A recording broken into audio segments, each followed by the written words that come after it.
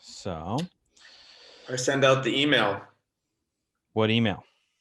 the uh, the welcome jaunts for next week. Oh yeah, exciting. I saw that. We're gonna have such a packed class, like 41 people. Yeah, it's exciting. It's good. Yeah. That's why we have multiple teachers, and yeah, people become really close, in that class, and I think we're gonna get a lot out of it. A lot of wingmen and wingwomen, and people in the same cities from all over the country. So what have you been up to this week? What have I been up Outside to of this work? week? Or thinking about? Our poor little baby Tova got spayed yesterday, and you don't realize how much you love a pet until like they are injured or sick or uncomfortable. And so we've been babying her. We've been preparing for it. She's wearing she's right here next to me, like a little onesie. Let's see if you can see her. She's sleeping. Oh my god. Yeah, she's just passed out.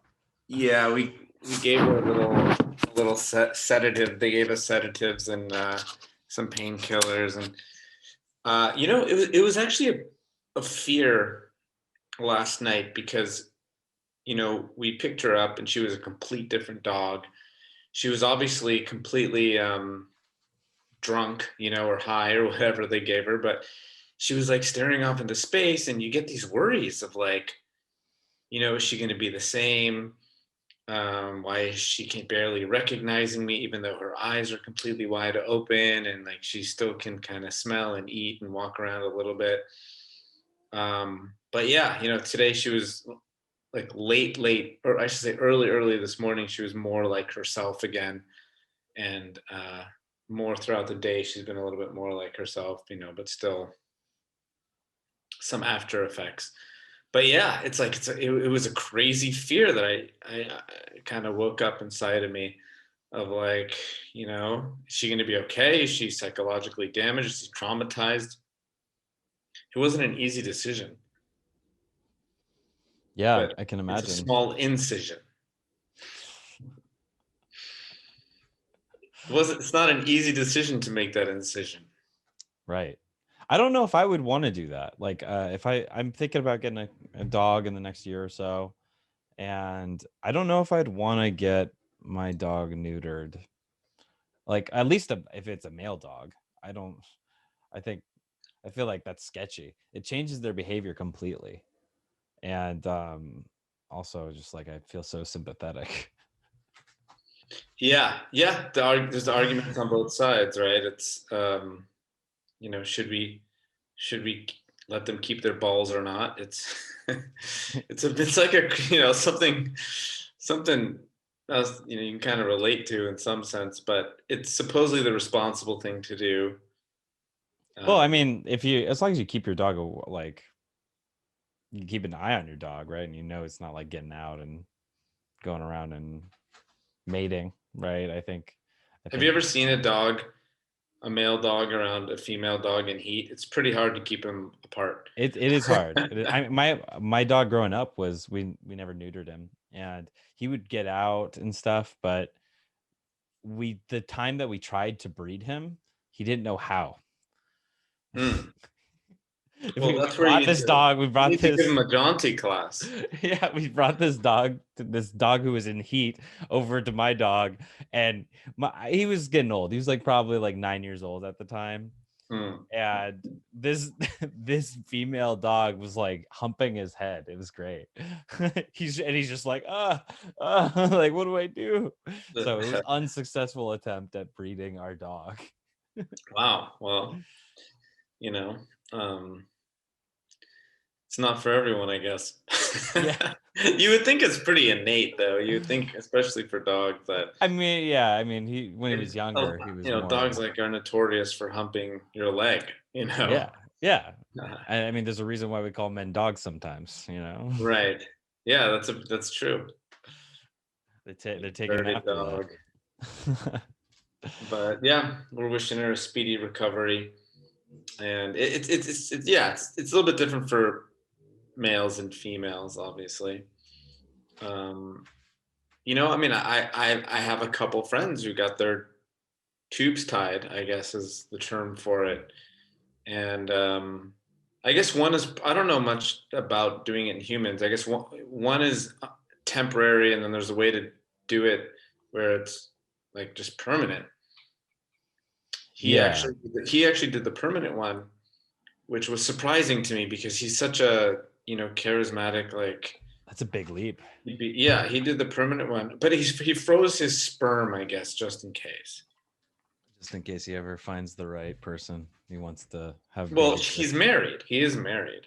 Oh, well, just in case he ever decides he wants to have babies then. Right. Right. So I guess just in case he changes his mind. How much do you have to freeze? Like, how do you know it's all going to be a good sample? Right. Yeah.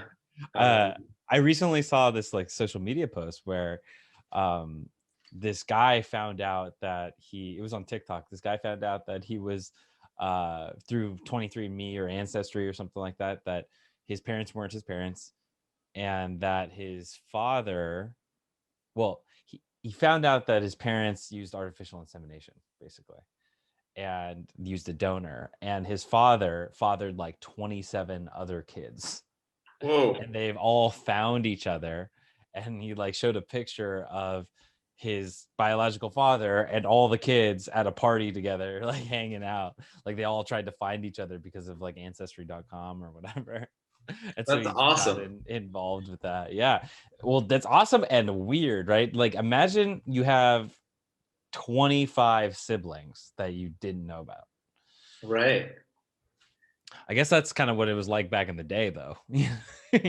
Well, there was also that there was a doctor in the lab in one of these artificial um, insemination plants, I guess, and he just switched them all out for his own, and he has like 100 kids or something. He's like, I'm gonna try to do what Genghis Khan did, like He Genghis Khan it, and that's like, I mean, if there's something you're gonna go to jail for, it's like the ultimate like reproduction creation of like life damn. fulfillingness. I would hope that the dude has good genetics, though. If I Hopefully. like, because certain types of genetics they like really look for, right? They're in higher demand, right? Like they want I you to mean, be smart and tall and whatever. Or maybe I know, like, if you're 100% Ashkenazi Jew, like there's a lot of people who look for that and stuff like that. So it's that's pretty wild. there's a lot of variants with the Ashkenazi Jews that are also dangerous. So like if two people have the same variant, there's a lot of bad mutations that can happen. So it's like I there's mean, pros and cons. yeah, Hmm? I mean, that's kind of what happens with inbreeding, right? Or just, that's why Yeah. we tend to be attracted to people who have who have opposite immune systems. Hmm. And this is why there was a test or an experiment done many years ago called the white shirt experiment, where they would have men wear a white t-shirt and then they take them off, and women would smell the white t-shirts and they would choose which ones they thought were more attractive. And they found that the people who were rated the most attractive had the most different genetics, and they had opposing immune systems, opposing like skin bacterias or different types of bacterias on them or in them that created a different type of immunity. And so we're programmed to look for differentiation. We're programmed to mix our genes so that our offspring have better chance of survival. Because if you just stay with the same genes, then if everybody had the same genetics, then one small change in the environment can wipe you out, right? This is why people in Africa developed sickle cell anemia. Well, sickle cell was actually an adaptation to prevent them from getting malaria from mosquitoes. And so people with sickle cell don't get malaria. But you take out the mosquitoes, now you just have sickle cell and you got a problem. And because that can turn into a health issue. And so mixing genetics allows for flexibility in survival and evolutionary I don't know, adaptations. Yeah. Would you be inclined to, I guess, purposefully date someone because of their genetics? Yes, There's actually, that show that's out that's called like The One. I've only seen one episode. My girlfriend wanted to watch it, and it looked, I don't know, it looked interesting. But I think that's the premise of some of it, is finding that genetic perfection. yeah, I tend to be it can get really weird. We could go down some really bad wormholes with this one with how that's interpreted, looking for genetic perfection. Yeah, I tend to be attracted to women who are different from me genetically. Like I don't tend to like people who have like an Irish background or like Irish and German, like white, Northern European. I tend to be more into like Really brunette. dumb girls, right? Yeah, really. No, like really low IQ to yeah, balance. Yeah. Okay, I can introduce you. Oh, really? Okay, yeah. I would gladly take an introduction for sure. It really helps because we're very compatible. It's like the opposite immune systems. Right. You just need someone to balance out the cognition, the way of looking at things. But it would be interesting if they started messing with like, one person who had high abstraction in thought and one, or spatial or something in one person, like for if they really looked for the different types of cognitions and balanced that out. Yeah, like I'm not like an artsy person, but I'm attracted to people who are artsy, or more creative types. A lot of my friends are like that. But I'm just like kind of the analytical type of person, I'm a thinker, right? I like to think about structures and systems and things like that. I think they say opposites attract, right? And I think you'd be very bored if somebody was just like you. Then you're surrounded by people who are just like you. That's why I like having a diversity someone to fill in your gaps and teach you, and that makes you grow, right? But you also want certain things need to be similar, like values and beliefs for sure and goals. Yeah, a lot of the time I'll be teaching one of the introductory workshops, and people will be asking me, they'll bring up like, well, isn't it important to have something in common with the other person that you're talking to get a connection? And my answer is always no. I don't think it's important to have something in common, like an interest. I don't think it's important to have come from a similar place necessarily, or have similar books that you're interested in, or movies or hobbies. But what it is important is the values. And usually when you're in surface level conversation, you don't really get that unless you're really kind of looking for it, right? Maybe we do little signals to find what people's values are, right? Like when for me, I think it's important, it's important to start thinking about family. And especially if I'm going on a date or I'm flirting with somebody, I want to start talking about my relationship with my family and kind of get to know their relationship with their family. We don't have to have the same background. In fact, I don't want them to have the same background family wise, because I want a bigger family. I would love for my partner to have like lots of family and siblings and uncles and cousins and things like that, because I have a smaller family and I want to like be a part of that. So, to kind of test that and see where the person is values wise, I think is really important. But yeah, you don't have to have the same that's the opposites can attract and everything else, right? We don't have to. You get to learn more about people or more about that subject if you don't know about that thing or if you don't share that with that person.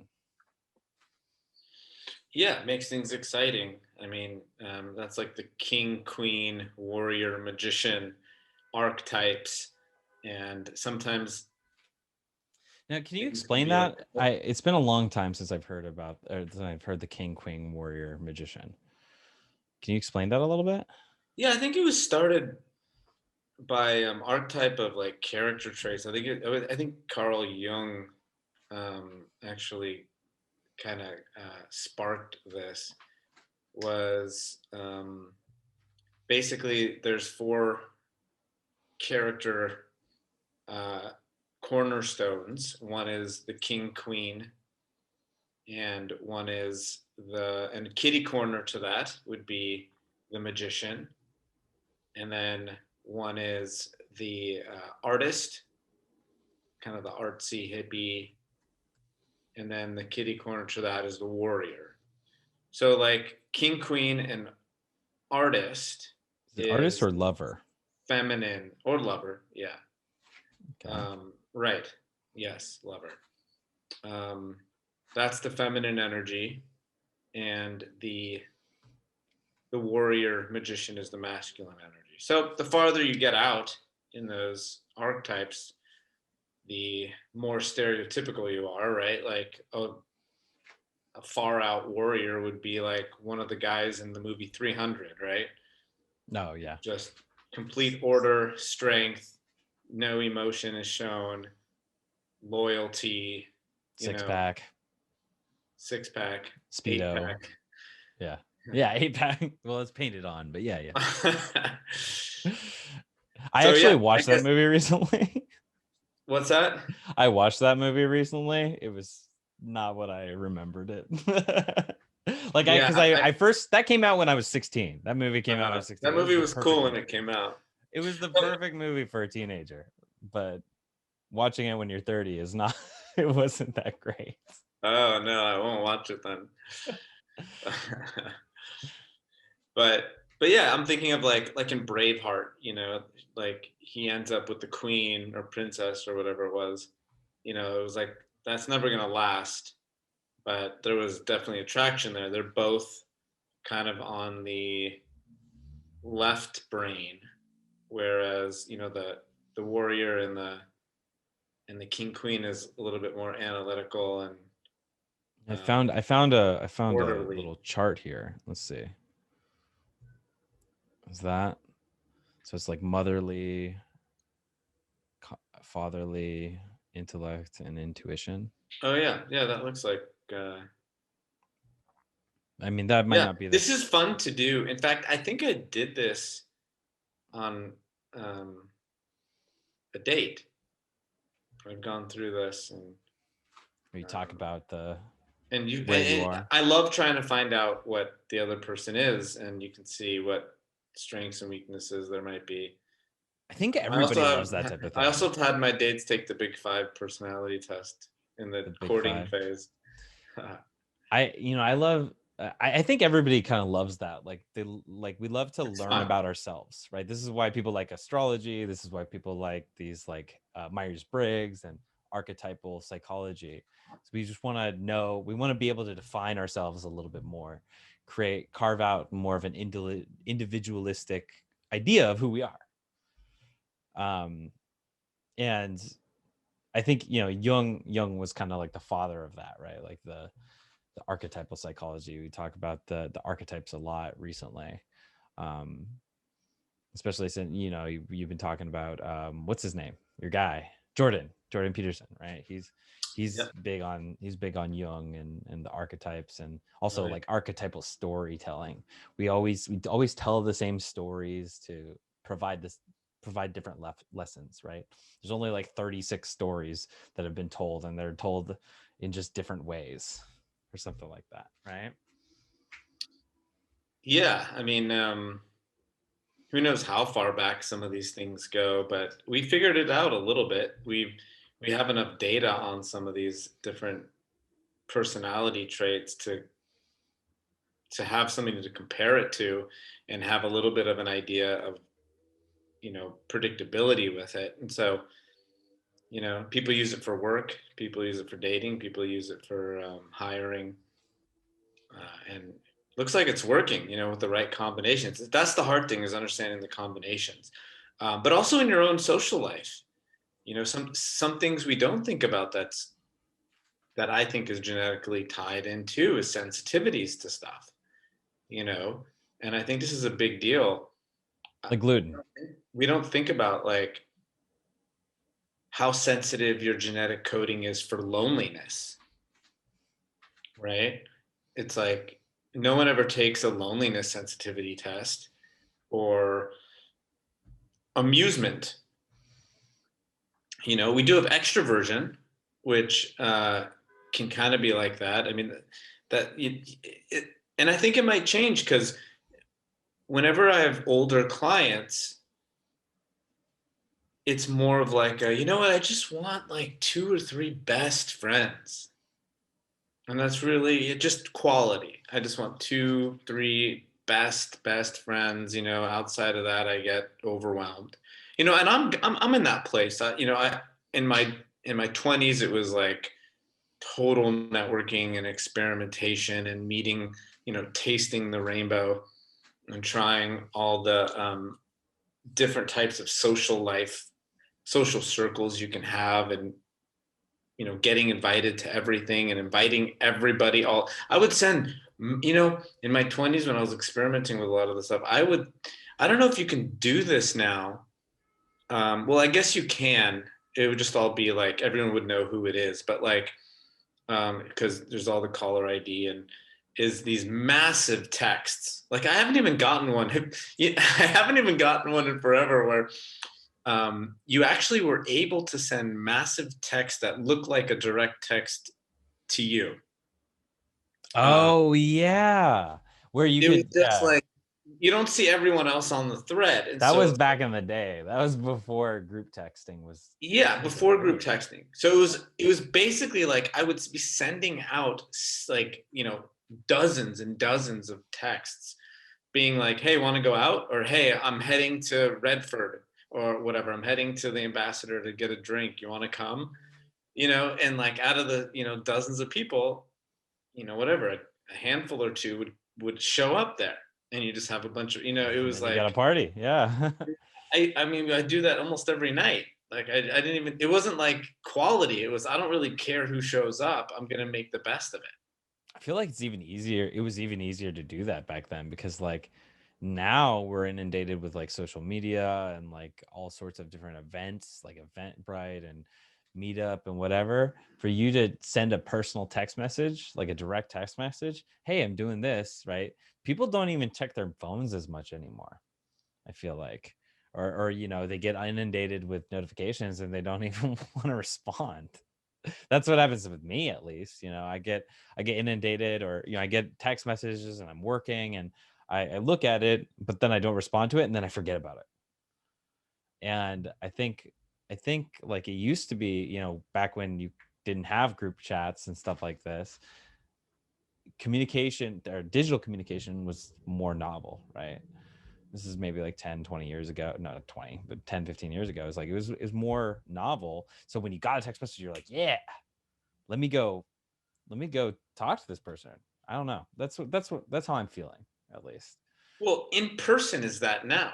Yeah, in person is definitely that. Which is so cool. It's like, it went full circle. Just the fact that I like approached like my girlfriend, she would be like, you know what? I thought you were cool and it was great and our conversation was great, but for the alone reason that you just walked up to me and it was in person, that deserves a date, or whatever. Yeah. And so it's, but even, having like the dog, these interactions I have at the dog park or walking, just in person. We made new friends the other day, and now we hung out with them at the park. My girlfriend and I, we have a friend couple that we met, and just from the dogs, and we talked. We were there on the side of the sidewalk, and we were there on the sidewalk for 15, 20 minutes just talking. And it was to them, and it was great. That's the new communication that like stands out. There's Yeah. nothing left. I mean, it's like mailers, all that stuff you get inundated with, and emails and texts. Um, it actually is not a bad idea for like a software for a company, like a business idea. This is actually a pretty good business idea. You create a piece of software. Well, I guess you kind of have this in do not disturb on your iPhone in some sense, right? Where it's like somehow it makes every ding or notification awesome. Like it's just like zero garbage. It knows this would be good for AI. It knows exactly what you just love getting, you know, like, and it filters it in some way to where every single notification is completely worth your time. Mm. That'd be kind of cool.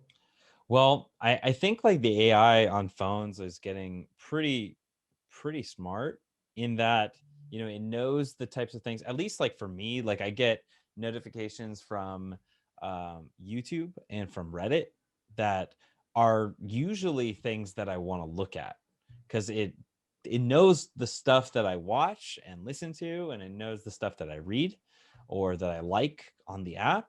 And so if similar people have liked that thing, they'll take, if another thing is trending by those with those people, they'll send it out. They're like, oh yeah, this is like meets all the same context or has all the same tags, and this is the same type of content. And it's like, let's push it to Craig. And then next thing you know, I'm looking at this thing on my open screen that's like a new YouTube video that I don't even subscribe to, but it was definitely or I don't subscribe to the channel, but it's definitely something I would want to watch. And so Was I it? think that's getting good. But like other things, like, getting random Pinterest or whatever. Could you have lived without it? Could I? Oh yeah, definitely. But what I'm saying is the AI is learning based off of your behaviors, Yeah. right? Yeah, And the if your algorithm. The behavior is algorithm. like listening, watching these videos, or clicking on this certain stuff, it's going to send you more of that stuff. Like my Google News feed is like certain things. Like I've been into crypto over the past couple of years, so like half of my Google News feed is just articles about cryptocurrencies and blockchain and stuff like that, and the other half is just like the media things that I like. But yeah, I think, what do you mean by like making it totally awesome? How would it make it totally awesome for you? Well, I think it's different for everybody. Yeah. You know, well, you know that feeling where someone writes you a handwritten letter and you get it in the mail and it's like exactly what you needed and wanted and such a cool surprise and it was very thoughtful. Like that feeling. Now, I know it's impossible because of all the business notifications and emails, but maybe one day, and this actually is a good, speaking of AI, is something I'm learning about right now is automation and like, Zapier. Hmm. And so, we're getting to this point where a lot of that stuff can be automated, like emails and responses and even whatever onboarding, right? Whatever it might be, or new client, to where you you can just get to the stuff that you love and are super good at and can change the world with, for instance. Um, and so stuff like that, the stuff that's like really important to you, and then like you said, I guess the things that you didn't know would be good for you, like some lesson or something that makes you grow or think different, you know.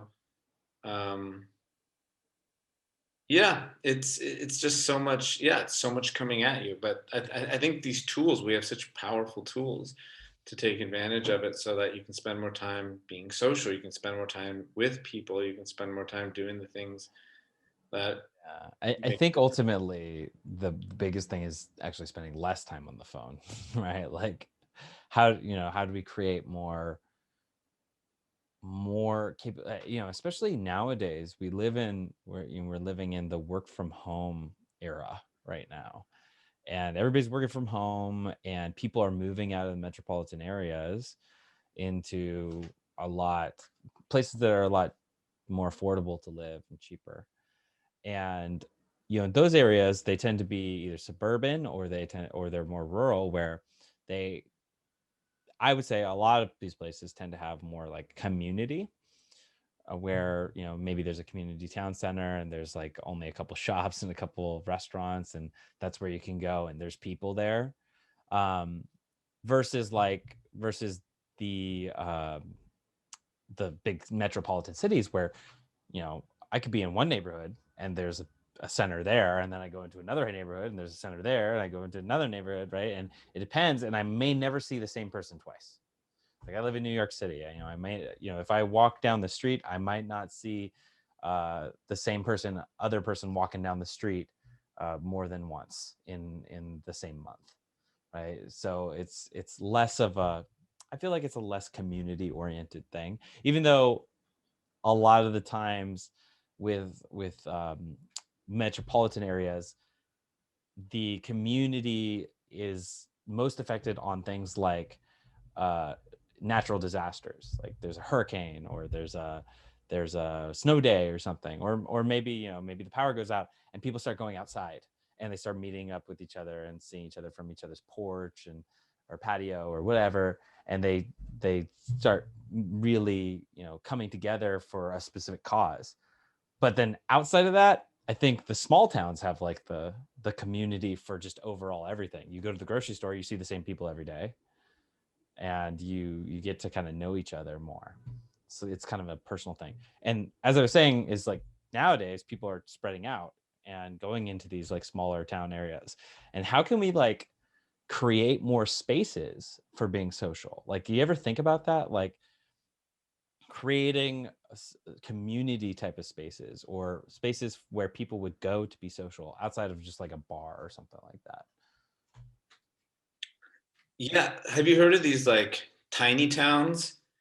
There's communities where they're creating tiny towns. They have a little square, they have a little park.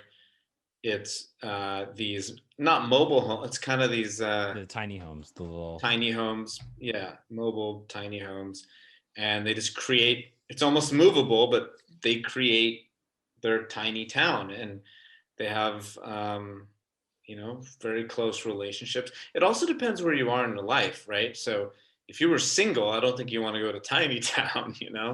It's like that's not going to serve you very well if you're trying to find out what you love doing and want to like mess around with different industries. And right, you don't want to go to Nebraska in a tiny town or something, yeah. small town, and and be like, okay, well, all there is here is maybe some agriculture or something. um, Obviously you can do everything from home on your computer, but you can't test things out that you didn't know exist. So yes, I think I think exploring what you love and trying different things, finding different firms and industries and um, different types of companies, and you get to hear a lot of buzz around with, especially in a place like San Francisco or Los Angeles or something, or New York where you are. Yeah, uh, I think it's funny that you mentioned like, having these different phases of life multiple times, right? You said like when you were in your 20s, you wanted to meet lots of people, and now you're thinking, oh, I kind of want to just like settle down with a small group of people who I'm really close with, who I share values with. And have you ever heard of like intentional communities? hmm. I feel like that's like this settling down piece. It's like I want to be with a bunch of people who share the same values, and we all just get houses next to each other and we have a neighborhood. Oh, right. Yeah. um, or Yeah. live on the ranch with the colt or something, what we start looking for when we're in that phase of life. But I was talking to somebody today from a workshop who was, you know, talking to me. She's a bit older, and she's saying, yeah, you know, like, you know, my friends have kind of, my social circle has dwindled a lot over the years, and I don't really have many friends right now. And I was thinking about it, and we were talking about how, you know, you have these different milestones in your life, these different phases that are inducted by these milestones. So, you know, you go to college, you meet lots of people, right? But you graduate college, and then people start moving away, right? Your friends start moving away, you start going back, you go to work, and you're not really around them as much. But then maybe you like develop your friendships at work or at a intramural sports league or whatever other things that you do. But then, you know, people start getting married, and they start branching off and going and starting their families, moving away from the city, and or wherever you're at. And you know, things happen. Maybe eventually you get married and you develop a friendship, a group of friendships, and then, you know, people get divorced, and then their friendships break up, or they choose sides, they split their friend group, right? And so there's always a need to like keep replenishing people coming into your life, I feel like, or at least, you know, bringing more people in, and slowly, you know, because people will come in and out of your life. I have friends who I've been friends with, and we stopped being friends, and then they came back, or, you know, or they just went out and did their own adventure and came back, and now we're reconnected. And I think it's important to understand, or to think about kind of the whole phases of life, and also putting that with a geography of like, where are you going to be in those phases of life, and how does your lifestyle support that from a social perspective. And I've been thinking about that a lot lately, because I eventually want to leave the city and actually settle down in more of a suburban or rural area and have a family and stuff. And I'm thinking about, well, where am I going to, like, who am I going to be with, and where am I going to be, you know? I can't wait to see Craig's family. Yeah, that'll be That would, fun. that would make me very happy if that's what you choose. Yeah. Um, would love that. Maybe Yeah, like 12, 13 babies. You know, yeah, of course, at least. And they, so, you know, you said you have enough, they start raising each other, you know, you don't have to. right, you have zero chores to do around the house. Yeah, isn't that what kids are for? Yeah, exactly. They'll plow my fields. Yeah, I mean, community is what you make it. I think it does change, and like I'm talking to people right now, and they're like, "Well, I realize the people that I'm friends with now are just completely draining," is what they're saying. You know, they they might have been going through something in their life, and they moved, or at that time they needed someone to talk to in one way, or they were both single and they were just both really good at going out together, whatever it might be. It was a surface level friendship where you find you're putting in a lot more than you're getting, and so that's why that person loves you so much, and it becomes very draining and unhealthy later on when you realize that surface level thing is not needed anymore. And so yes, you switch and find people that I think a good goal is to find someone that shares an aim of where you want to be, right? So someone that has, like we talked about before, values, but also there's some wisdom, and there's also some nurture and care. And so you find someone who's in a situation that almost like a mentorship in some sense, and you kind of aim for that and learn from them, um, and make sure you express and expose your strengths so they can learn from you. And if you kind of change aims, you can find someone else. Not to say you're just you want to make sure you're not wasting people's times. And Yeah, it's kind of what you're saying is basically like the cliche. You are the five people that you spend most time with, right? And the it's kind of a whole section of personal development, right? I'm pretty sure Tony Robbins has written about this, and lots of other people. I think Robert Greene even, talking about this of like spending time with those people, you start to take on their traits. You start to take on their, if you want to learn from them, like you said, mentorship. But I also think it's like really important to think about, like, this is what families used to be, pre-industrial era, right? Like you would be with families, or your family, or and probably neighboring families who had in your community who had similar values, right? But and you would learn from the wisdom of your family, the people who came before you. And we don't have that as much as anymore. I feel like especially in American culture, we're a lot more like separated from our families and more independentized.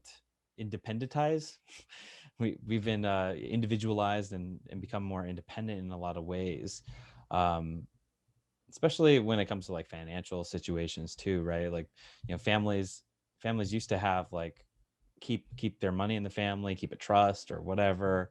And well, at least, the ones that you hear about.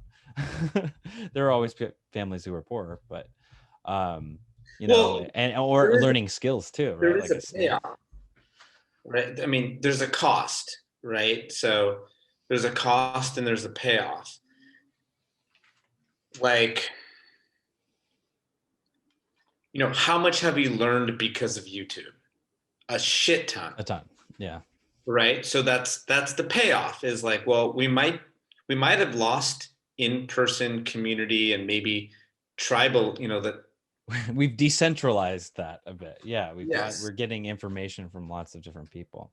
but we also have all these doors of mentors that True. you have unlimited access to. So it's a cost, and it's a heavy price if what we're losing is real in-person community. I think it's, I don't know, God only knows, like, if it's worth it, right? Right. Like thinking about it, like going back to the mentorship and also like family stuff, learning from generations of people.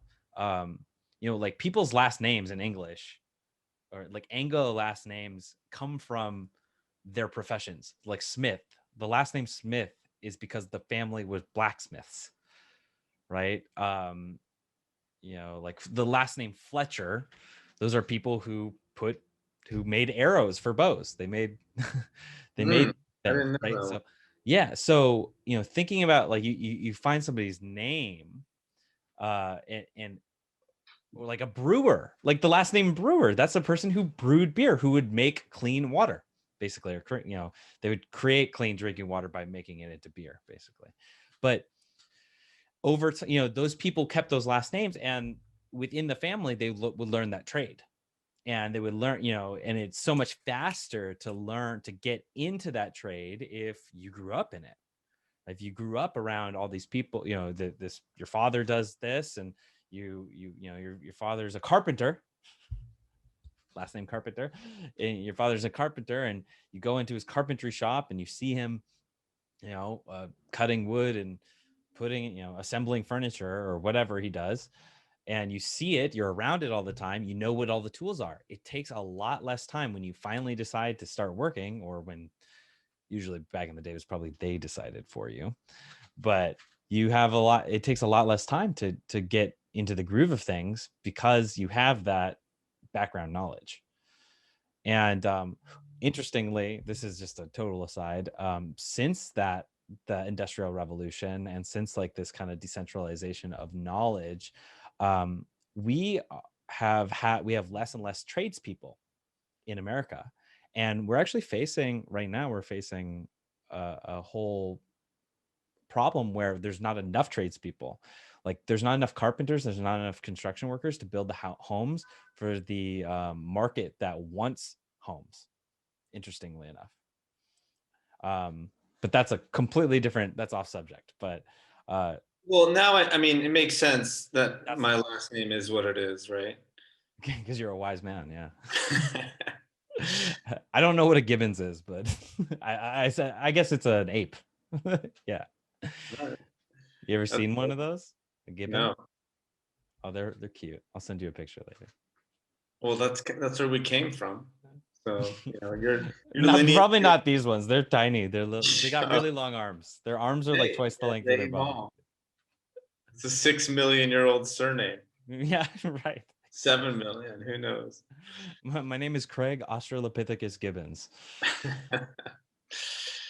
I like it. Yeah. Kind of brings me back to what you were talking about in the beginning about like the genetic thing. And I remember you reading some of these books. What was it, like Red Dawn, or like those books that were about like evolutionary behavior or behavioral evolution or evolutionary psychology, and like how we learned or how we interact with each other, how we perceive things like status and somebody who we'd want to be who we'd be attracted to based on a lot of these things that we like evolved into. Yeah, I mean, it's millions, billions of years old, the hierarchy, which let's not go into that because I think we beat that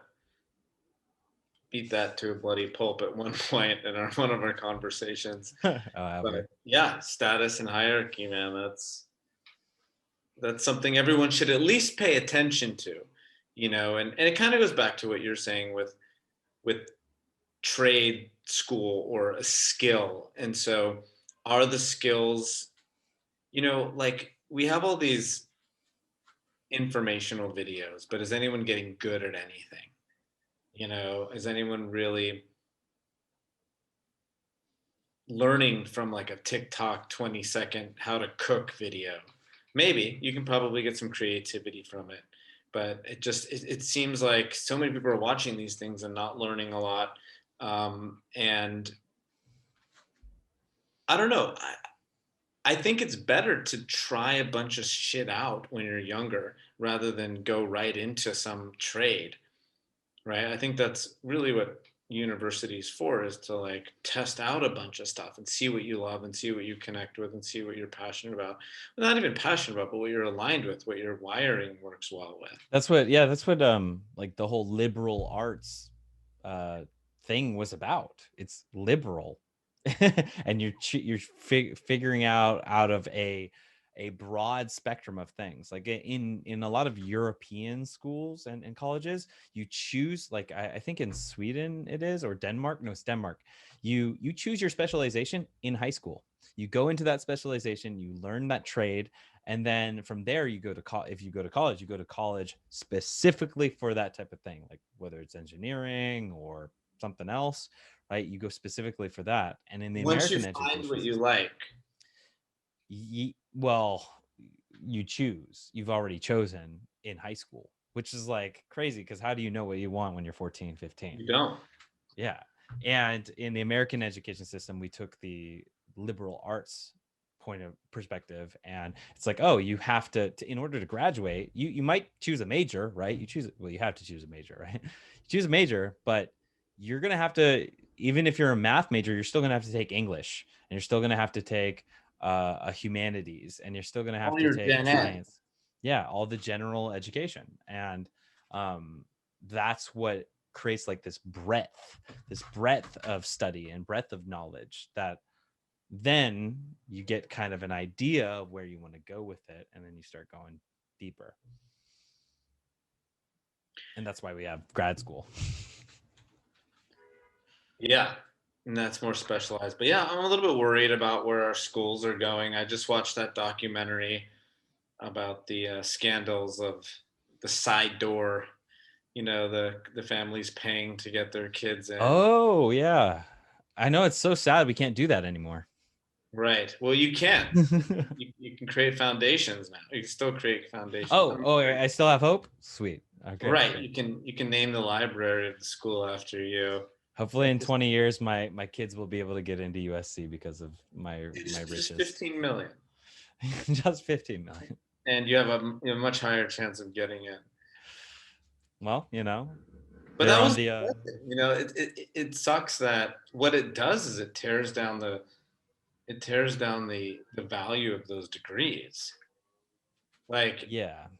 it, it's like who knows why they got those degrees, and it's like Well, most people don't get a job because of their degree. They get a job because they know somebody, right? I right. think. So It's a status thing. Yeah, I think the it name of the is, school. yeah, that's true too. I mean, like I had a friend, my friend's ex-husband went to Harvard, and basically what I learned from her and then other people that I've talked to about Ivy Leagues is that it's not really about the education that you're getting there, especially in Ivy League. It's not about the education. It's about the lunch clubs that you get into where you can network and get in with the people who have connections. And that's how you get a job right out of college making $200,000 a year, Right. Oh plus yeah, you get bonuses and hired. all that. So interesting, interesting stuff. I mean, well, and then that like kind of brings back the point of it doesn't really matter what you know, it's who you know. Then let's meet the people. Yeah, networking. It just that's the hack is just meeting enough of the right people, and there's a lot of access. I mean, even something like LinkedIn or Clubhouse, right? There's ways to why not create a unique kind of angle on those two and connect with the right people. It's again, we have the tools. I think these tools are so powerful. It's just the motivation behind doing it, and not just mass spamming them, but creating something value. Like Clubhouse is still ripe for creating community, and we should do some Clubhouse stuff. Yeah, But yeah, I'd love to. I'd need to get an iPhone, but I'd love nothing to. with the Android app yet. Yeah, I think that'd be really cool. We could get people into our what is it, a meeting room or whatever. You get into our room and just start talking about social intelligence. Your room, yeah. Well, yeah. I mean, we kind of have our own in Jauntopia. That can be public. Yeah, that's cool. I mean, if we That can, one's cool because you can actually have like a square, like a town square. We have a town square. I love this You idea. can literally get up on a soapbox. I love what Topia did. I love this where you can just create a virtual space that you can move throughout. And it's not like Zoom. It's, you Zoom where you have to either all be in the same room and there gets a lot of big clusterfuck in there, or you go into breakout rooms and you don't see anybody from the other rooms. You just see the people that are in the room with you. So there's no like signaling to people and going, hey, come over here. And you can't just whisper in somebody's ear and be like, oh yeah, you see that over there, right? You can't. We're missing out on a lot of these like social, like small social interactions that make things feel real. But with Topia, and our Jauntopia that we created, with that, we have the ability to then walk up to a group of people, and then their video appears. When you get close to them, their They're video hanging out, appears. You can start just like hearing them. They fade in, fade out as you walk near they're and or hanging away out. from them. And yeah, it's a virtual space. It's kind of like an MMORPG. If you ever played like an online video game where just people can hang out and walk around, or like VR chat. I love that idea of like being able to like go into the virtual world and just walk up to people and talk to them. It's no replacement for real life, but it's definitely a good alternative when you can't. Well, And I it's a, love it's that. a good middle ground, especially for coming out of the pandemic. Like you can get a feel for, hey, there's a group over there. Let's walk up to them. Or hey, those two are laughing over there. Let's go see what's up. Yeah, and that's And like one of the things I like about like going to the park. You see a couple of people just like laughing, having a good time. You're attracted to that. You want to go see what they're doing. yeah, right. And so it's kind of that middle ground. Yeah, we're doing a happy hour on Thursday on there.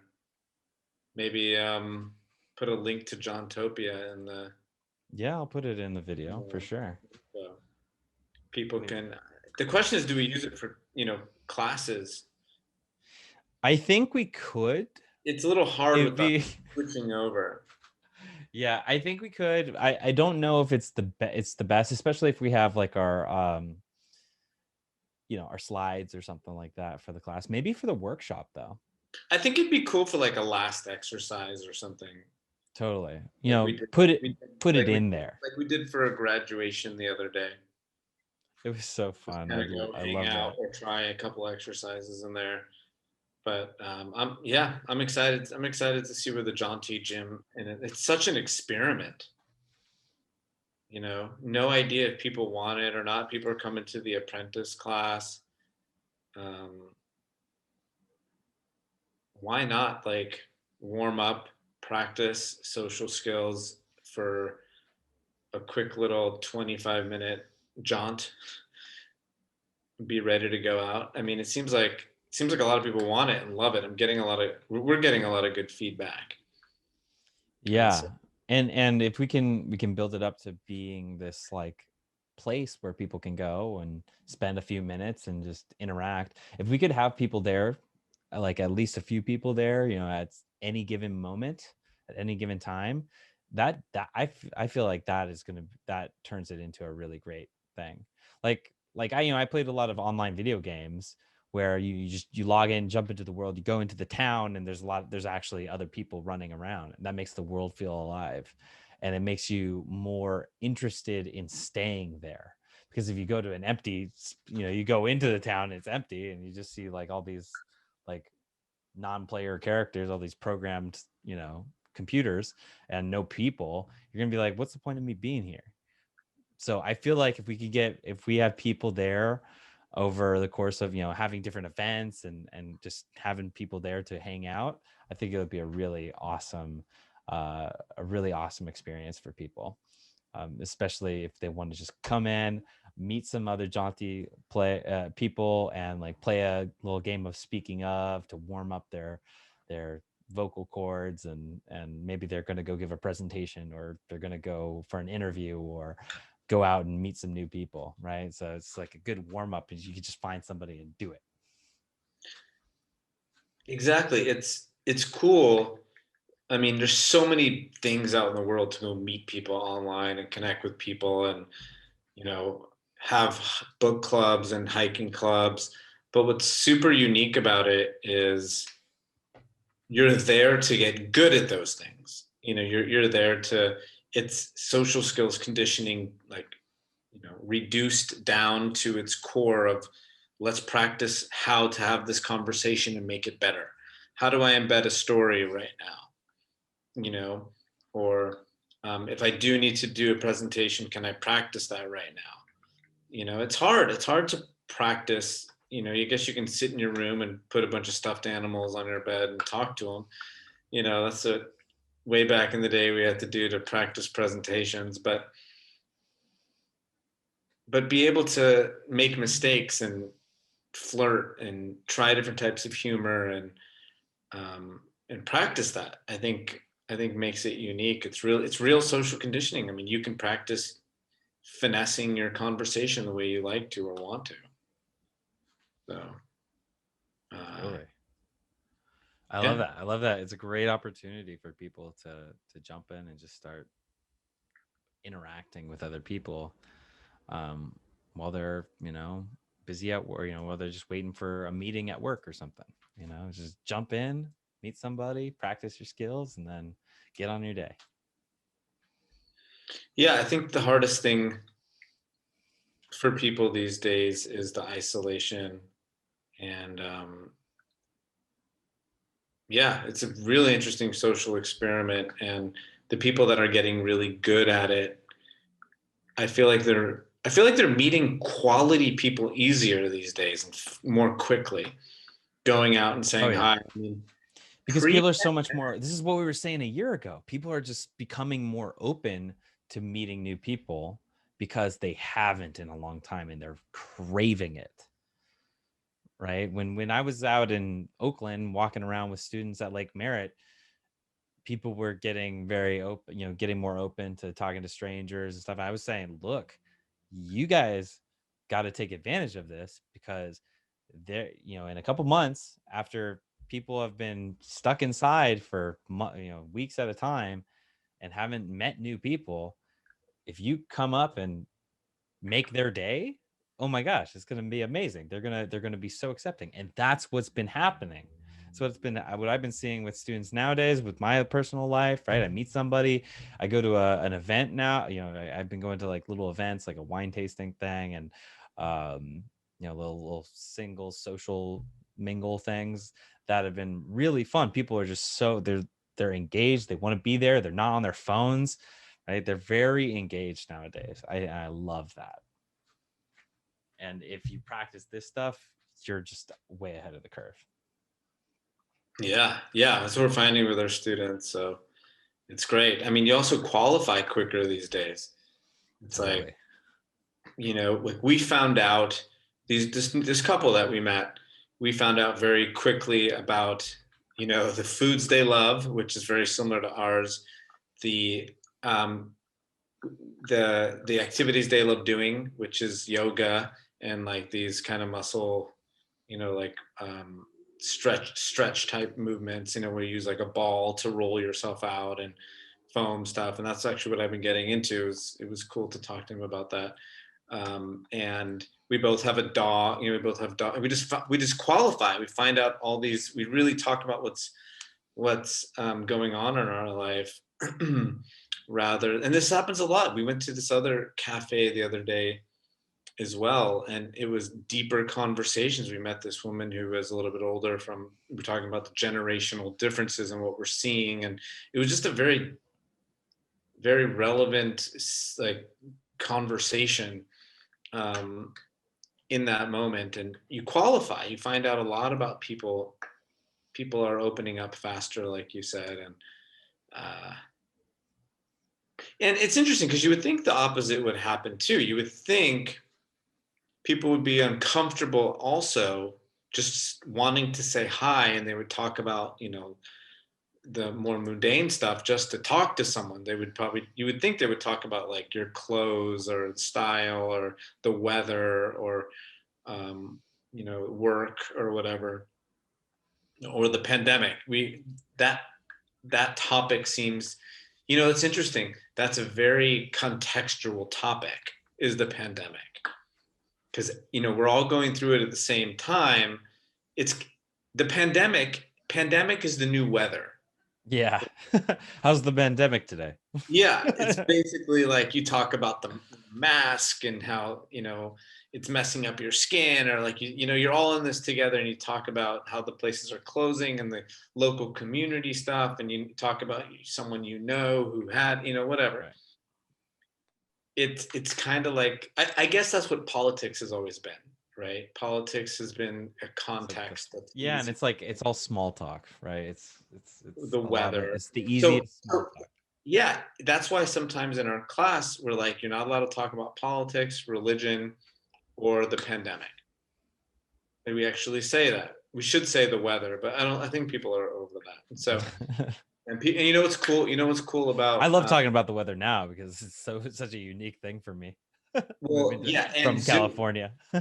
And Zoom, you don't know where the other person is sometimes. Yeah, that's true. So one person's talking. You don't even know if it's day or night, as well. So it's kind of interesting. It's like it's like you're talking to someone for an hour, and you're like, by the way, where are you? It's kind of a cool idea. Something my mom used to say. She'd be like on the phone, "It's raining over here. Is it raining over there?" Right. If you're in the same city, that's a cool question. Well, yeah. unless you're like in the Bay Area with microclimates. Is it raining in the city? Nope.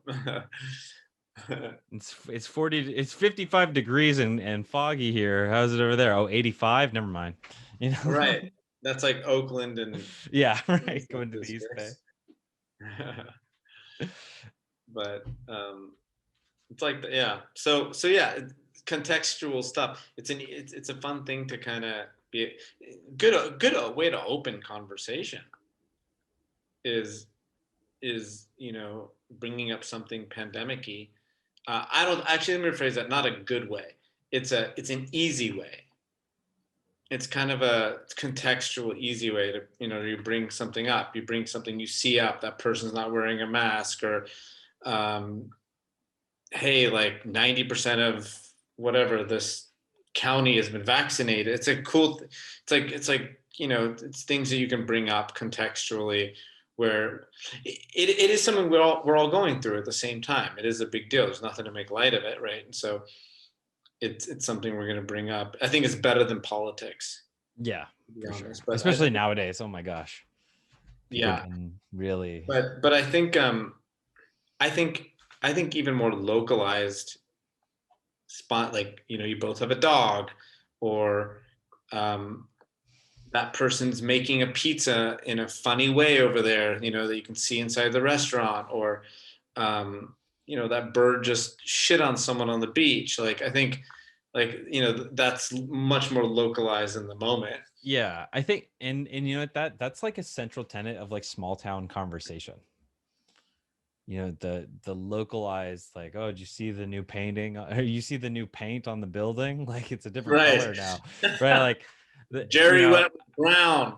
yeah, exactly. I mean, I grew up in a really small town, and that's kind of what it's like. I remember visiting home back last summer, and there was supposed to be, it was like a third Friday nights. It was like like the first or last Friday of the month is supposed to be like hot rod night, and like people would take their old school cars and they go cruising down the downtown.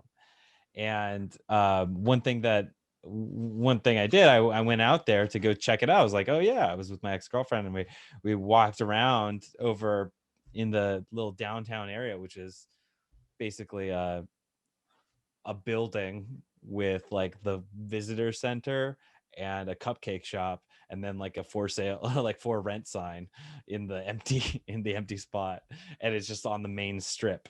My hometown is like 16,000 people. It's very small.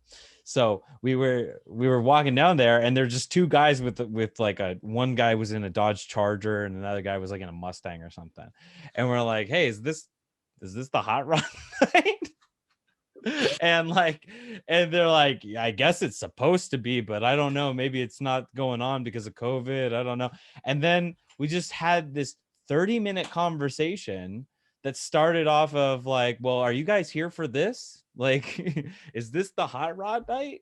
Oh, cool, I like your car. And then we started talking about cars and then what was going on in the local community. And that was the small talk. That was like the small town conversation that got us started. I think that's so fun and so It's interesting. charming too. Yeah. Yeah, it's charming for sure. And you don't need a small town to do that. I mean, you can use anything around you. You can actually use that saying for anything. Hey, is this the blank that's blank? Like, is this the pizza place that's supposed to be the best? It can be anything, you know? Like, Yeah. anything's a damn starting point of a conversation if you have good intentions, and you know what to say next, and you have hopefully, you don't we say this in class a lot. You don't make it fancy, because then that's where you mess it up. Yeah. I think with the small town thing, it's just people are more into getting into that conversation. Like, they'll Well, get deeper into you that. also have to be careful with negative gossip in that situation too. That's true. Yeah. Because then people start talking about family affairs or family business, and like things going on in people's lives, and people getting sick, or did you hear about Bobby's son? It's yeah, that's also a big contextual thing that people use, and that's, I don't know, I I mean, maybe the people way do I love gossip, right? People do love gossip. gossip, even I don't want to say positive gossip is bad, but like, you don't hear a lot of positive gossip, right? You don't hear about, hey, did you hear Craig's daughter got into Harvard? I'm so proud. Like, you don't hear that. You hear the negative stuff. I mean, that's what's like interesting to people. But growing up, you know, we used we used to believe, well, our culture and a lot of cultures actually do this, is there's there's like a karma to, they call it like bad eyes, right? And it's like the evil eye in a way. That the evil eye or the hamsa, right, the hand saves you from the evil eye as much as, or the eye, well, I guess it's not the evil eye, but the eye itself can fight off the evil eye. And so, you know, negative gossip turns into bad karma, basically. And so you don't want to Like what goes around comes around type of thing. Yeah. Yeah, and you don't want to be known as that person too. I think I'm gonna have to take my dog out and take the diapers off. All good. Yeah, well, I really enjoyed this conversation. We've been yeah, me too. Quite a bit of stuff, going deep into history and into science and talking about families and towns. I like this. I like it. This is like the pre-retirement conversation. This is like the like, where should we live? Yeah. Where should we go settle down? Was our 401k today? Yeah. This is the dad cast. Yeah, I know. I like it. Let's do it again. Yeah, let's do it again. All right, dude. Well, you go take care of Tova, and I'm gonna get with some other things I got to do. But I appreciate the time, man. Yeah, for sure. Right on, Craig. We'll talk soon, man. Thanks for having me. Later.